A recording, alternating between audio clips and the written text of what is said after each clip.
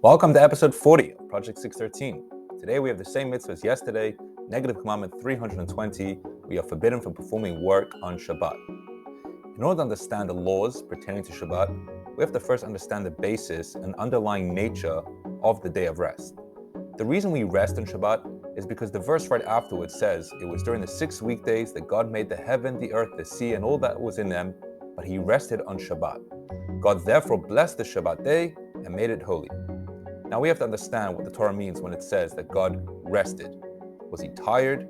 Does that even make any sense? How can an infinite, omnipotent God need to rest? Besides, the Torah tells us that God created the entire universe by speaking. Did that exhaust God to the point that he needed to unwind? The answer is very simple. God did not rest from exertion. He rested from creation. Creation is not necessarily synonymous with exertion and physical effort. On the seventh day, God rested from creating. On Shabbat, we too abstain from creating. Now, what constitutes creation? Our sages have synthesized the paradigm of creation into 39 categories. There are 39 categories of activities considered to be creative. These 39 categories of activity were necessary for the construction of the tabernacle that God commanded the Jews to build in the desert. The first 11 is the process of baking bread, 13 for the making of clothes, 7 for the preparing of hides, and 8 steps for building. Once it's clear to us that on Shabbat, we abstain from creating and not necessarily from exertion, things make a lot more sense. When we drive a car, for example, we are creating a fire in the internal combustion engine.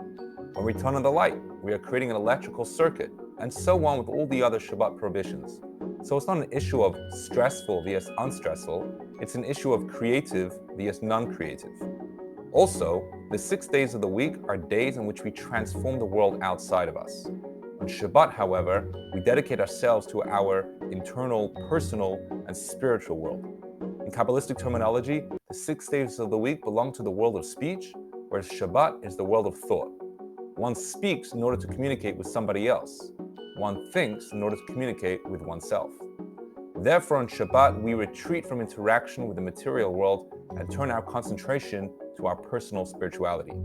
Remember, working Shabbat does not mean doing strenuous labor. It means doing creative acts that manipulate nature. That's what's not allowed in Shabbat. When God rested on the seventh day, he was not suffering from overexhaustion. He rested in the sense that he ceased creating. We too must do the same.